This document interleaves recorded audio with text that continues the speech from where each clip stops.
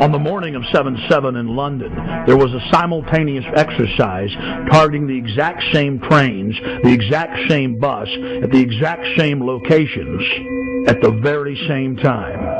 What we're supposed to believe is some kind of coincidence. There was also an anti-terrorist drill going on 7/7. And again, just like 9/11, they were talking about attacks on the same targets, the same kind of tube stations, at exactly the same time as the actual attack happened. We learned of the drills of 7/7 on 7/7 from Peter Power, the head of Visor Consultants, a crisis management firm based in London. Mr. Power was the former spokesperson for Scotland Yard. Mr. Power told National British Television, ITN News, about the drills.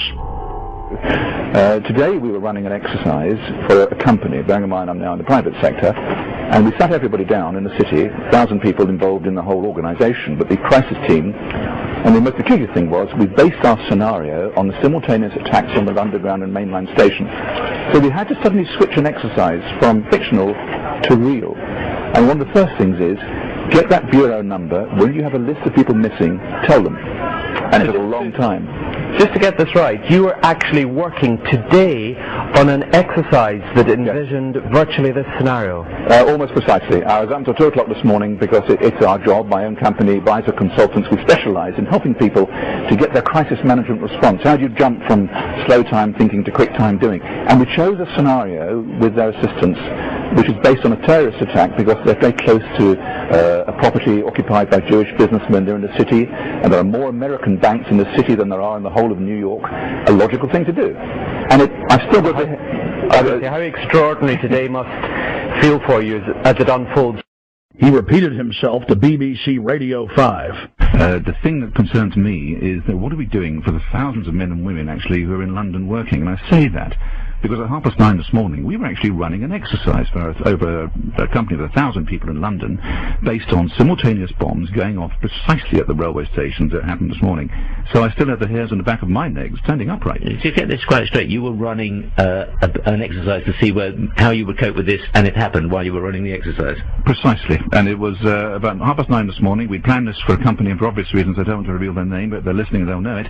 And we had a room full of crisis managers for the first time they met. And so within 5 minutes we made a pretty rapid decision, this is the real one. And so we went through the correct drills of activating crisis management procedures to jump from slow time to quick time thinking and so on. If we use a standard actuary employed by major insurance companies to calculate the probability of these events coinciding in a 10-year mean, we learn that the probability of this happening is greater than 1 in 300 tetragillion. To put that in perspective, that's a number with 41 zeros behind it. That is trillions and trillions and trillions and trillions and still more trillions times greater than all the grains of sand in all the world. To put that number in perspective, it has 41 zeros. Scientists using supercomputers have estimated that the Earth has over 7 quintillion grains